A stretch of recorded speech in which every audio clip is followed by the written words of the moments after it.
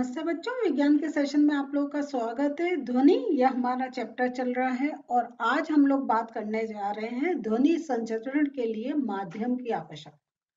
तो बच्चों, अब तक हम लोगों ने समझ लिया है कि ध्वनि कैसे उत्पन्न होती है ना। बेसिक हमने समझ लिया है कि कैसे ये हमारा जो लैरिंग्स है गले में, जो हमारे श्वास नली के ऊपर का पार्ट है, वो जब कंपित वहां पे कंपन होता है तो ध्वनि उत्पन्न होती है।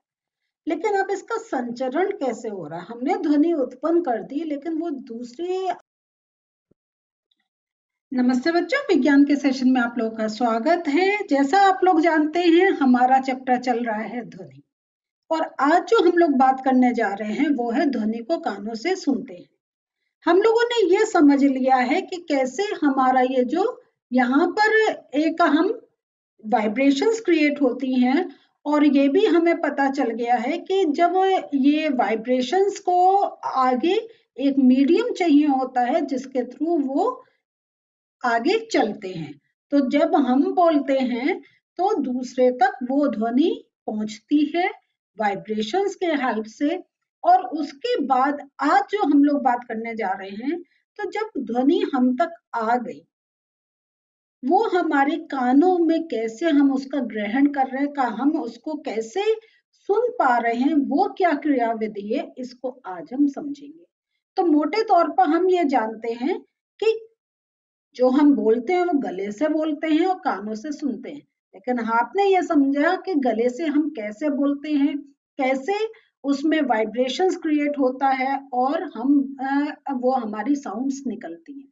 तो आज जो है कान का स्ट्रक्चर समझ रहे हैं और ये देख रहे हैं कि कान पर कैसे वो ध्वनि जाती है और कान के अंदर क्या क्रियाविधि होती है कि हमें डिफरेंट साउंड सुनाई देती हैं, कौन व्यक्ति बोल रहा है, किस माध्यम से आ रही है, हमें सब समझ में आता है।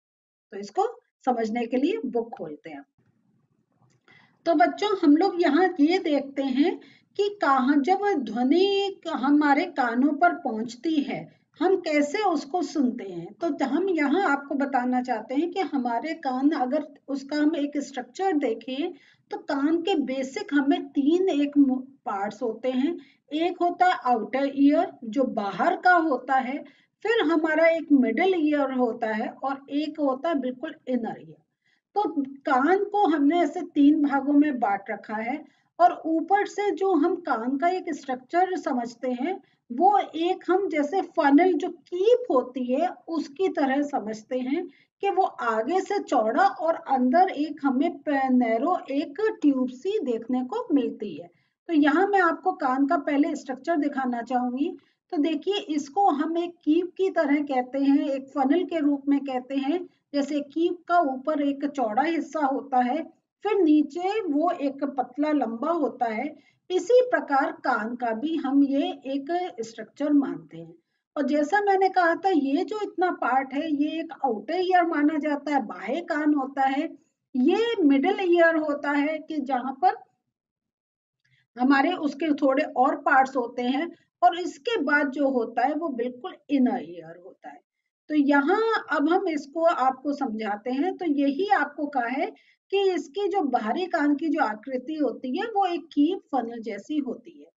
और ये जो आपका जो फनल जो एक लंबा पतला सा एक हमें टनल से दिखाई देती है, इसके अंदर ध्वनि का प्रवेश होता है।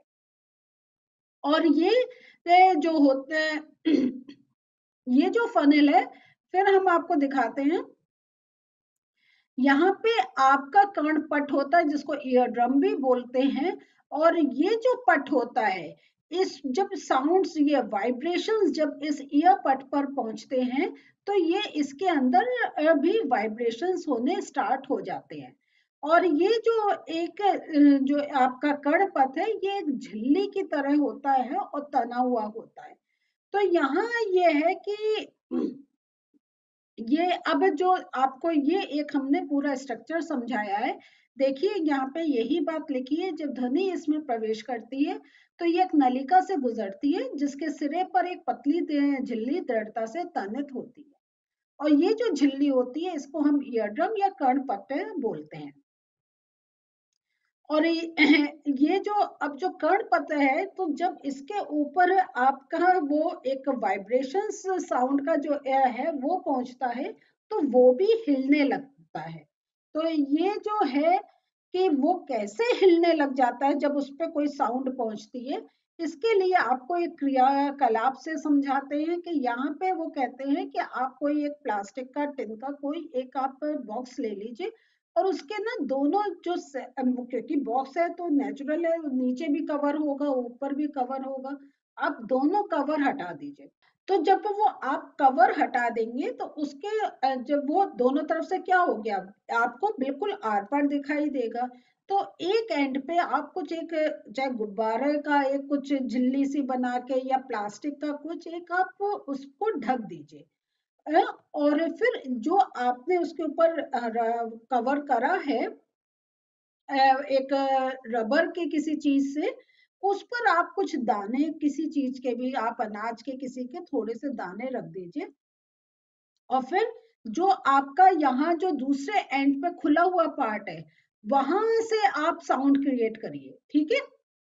तो आप क्या देखेंगे कि हुर्रे हुर्रे बोलिए, कुछ करिए। तो जब आप नीचे से बोलेंगे तो देखिए ये जो आपके दाने हैं, यहाँ जो आपने ये जो ऊपर रखे थे, ये उछलने लग जाएंगे। तो इसका अर्थ क्या हुआ कि ये जो हमने एक झिल्ली सी जो ऊपर एक प्लास्टिक की रबर की लगाई थी, ये हमारा एक ईयर ड्रम का कार्य करता है, कर्णपट्टे का कार्य करता है। तो जब देख रहे हैं कि, और ये हम सोच रहे हैं इसको, जो आपको ये लंबा जो एक आपका बॉक्स था, इसको सोच रहे हैं जैसे आपकी ईयर कैनाल थी, जो एक फनेल का जैसे हमने अंदर एक लंबा ट्यूब सा देखा था, तो वो उसको मानते हैं। तो जब यहाँ से साउंड आप एक कुछ क्रिएट कर रहे हैं तो देख रहे हैं कि इसके अंदर ये अगर वाइब्रेशन नहीं होंगे तो जो दाने वो नहीं उछलेंगे। दाने उछल रहे हैं, इसका अर्थ है कि जो हम आवाज क्रिएट कर रहे हैं वो किसी तरीके से ये जो झिल्ली है इस पर कोई इफेक्ट डाल रही है मीन्स इसमें वाइब्रेशन क्रिएट कर रही है, और फिर वो जो हमारा जो दाने हैं वो उछल रहे हैं। तो इसी एक तरीके से जब कर्ण पथ पर जब हमारा ऐसे कुछ साउंड वेव्स जाती हैं, तो वो भी एक हरकत करने लग जाते हैं, और वो वाइब्रेशंस मींस जो यहाँ पे कंपित होने लग जाते हैं।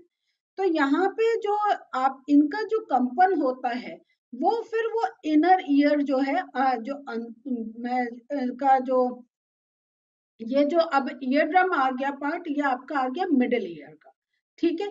सो मिडिल ईयर से वो इनर ईयर तक वो कंपन को भेजते हैं वहां, और वहां से संकेत जो हैं वो हमारे मस्तिष्क तक जब भेज दिए जाते हैं, और इस प्रकार हम ध्वनि को सुन पाते हैं। तो यहाँ देखिए ये है, ये देखिए, तो इस प्रकार ये हमारी नर्व्स होती हैं। मैं आपको अपनी एक और पिक्चर से दिखाऊंगी जिससे हमारे जो एक साउंड की जो एक वाइब्रेशंस हैं, जो हमारी हरकत हो रही है, वो कैसे वो हमारा ब्रेन पे जब जाती हैं, तो ब्रेन हमारा एनालाइज करके हमें बताता है कि ये किस प्रकार की साउंड है। तो ये हमारा बहुत क्विक होता है, हमें क्या कहें, मतलब बहुत ही कम समय में देखिए जहां आवाज सुनाई दी, आप एकदम कहते हैं कि ये सितार की है, या हमारा कोई रिश्तेदार बोल रहा है, या हमारा कोई भाई बहन बोल रहा है, आप एकदम पहचान लेते हैं। तो और इसलिए हम जो हमारा कान है, तो आप ये नहीं सोचिए बस इतना बाहर से है, तो हमें कुछ भी कान में डालने से पहले बहुत ध्यान रखना चाहिए, कोई कठोर वस्तु नहीं डालनी चाहिए, क्योंकि हमारा बस यहाँ से जो थोड़ा हमें जो कैनाल सी दिखाई देती है, और उसके बाद हमारा ईयर ड्रम है। अगर हमने कुछ डाला और आप जानते हैं वो एक झिल्ली के रूप में है, उस झिल्ली में जरा सा भी कहीं कुछ एक डिफेक्ट हो गया, हमें सुनने में परेशानी होगी। तो आप ऐसे सोच लीजिए कि आपका इतना बड़ा कोई गुब्बारा है, और उसमें अगर इतना बहुत माइन्यूट सा भी कोई छेद हो जाए, आप नहीं फुला सकते, उसमें हवा निकल जाएगी, है ना। तो ऐसे हमारा कान भी बहुत डेलिकेट है, तो हमें अपने आप ऐसे कुछ साफ नहीं करना चाहिए। और कुछ का अगर हमें लगता है तो बस बाहर बाहर, बहुत अंदर नहीं घुसाना चाहिए। और कुछ तकलीफ है तो डॉक्टर के पास जाना चाहिए। तो बच्चों, जो आज हमने पढ़ा इसको मैं आपको स्लाइड से भी क्या ये ईयर का स्ट्रक्चर एक बार और रिवाइज करवाती हूँ। ये देखिए, ये मानव कान का मैं एक और आपको पिक्चर दिखा रही हूँ। ये थोड़ा कलर्ड है तो आपको और समझ में आएगा। ये देखिए, आप बाहर के स्ट्रक्चर से समझ गए होंगे। ये हमारा बाह्य भाग है, और ये आपकी कैनाल है, और ये आपकी कर्णपट झिल्ली है, जो ईयर ड्रम जिसको कहते हैं। और फिर ये मिडिल ईयर का पार्ट आ जाता है। यहाँ पे हमें तीन जो बोन्स होती हैं जिनको हम मिस के नाम से जानते हैं, MIS। ये एक एक्रोनीम है, एब्रीविएशन है। तो एम जो होता है वो ये तीन बोन्स का नाम है, मेलिसस, आई से इंकस, और एस से स्टेपीस। ये तीन बोन्स हैं। तो वाइब्रेशन जो अभी हमने आपको कहा कि ये जो वाइब्रेशंस का जो एनालिसिस है ये हमारा ब्रेन करता है, वो सारा हमारे ब्रेन तक जाता है। तो वो जो है ये तंत्रिका होती हैं, जो इनको नर्व्स होती हैं जो लेकर जाती हैं। लेकिन वो यहाँ जब हमारा ईयर ड्रम से वो वाइब्रेशंस जो अंदर तक जा रही हैं उसका भी बहुत डिटेल फिनोमेना है, वो आप सीनियर क्लासेस में समझेंगे। लेकिन अभी आपको बस सिंपल उसमें कि ईयर ड्रम हमारा वाइब्रेट करता है, और जो तंत्रिका है, नर्व्स है, वो हमारी इंफॉर्मेशन ब्रेन तक लेकर जाती है। तो यहाँ देखिए, जब ध्वनि हमारे कर्णपटल तक पहुंचती है तब वह आगे पीछे कंपित होता है। श्रवण तंत्रिका इन कंपनों को संकेतों के रूप में मस्तिष्क तक ले जाती है। तो अभी आपको यही एक बात याद रखनी है। फिर जो मैकेनिज्म है, तो नेचुरल है कि जैसे जैसे आप बड़े क्लासेस में जाएंगे इसको और डिटेल में समझते जाएंगे। तो बच्चों, आज हम लोगों ने देखा कि हम कान के द्वारा कैसे सुनते हैं। और अब आपको पता चला कि ईयर ड्रम जो है, कर्णपत्र पटे जो है, वो बहुत इंपॉर्टेंट पार्ट है। वैसे हर पार्ट हमारे बॉडी का इंपॉर्टेंट है, लेकिन हम इसलिए इंपॉर्टेंट कर रहे हैं कि कान है, आदत होती है कभी पेंसिल कभी हेयर पिन कुछ हम लगा के साफ करते रहते हैं। लेकिन इसको हमें बहुत ध्यान से करना चाहिए। और कहीं अगर कान के अंदर कुछ तकलीफ है और लग रहा है एक दो दिन तक ज्यादा है, नहीं कम हो रही है, तो कुछ अपना करने से पहले डॉक्टर से जरूर एक मशवरा लेना चाहिए। ये सारे हमारे होंगे जिनका हमें ख्याल रखना है। तो बच्चों, आज हम लोगों ने देख लिया हम कान के द्वारा कैसे सुनते हैं। अभी आपके थोड़े टॉपिक्स बच रहे हैं जो हम आने वाले सेशंस में लेंगे। मिलते हैं फिर से। बाय।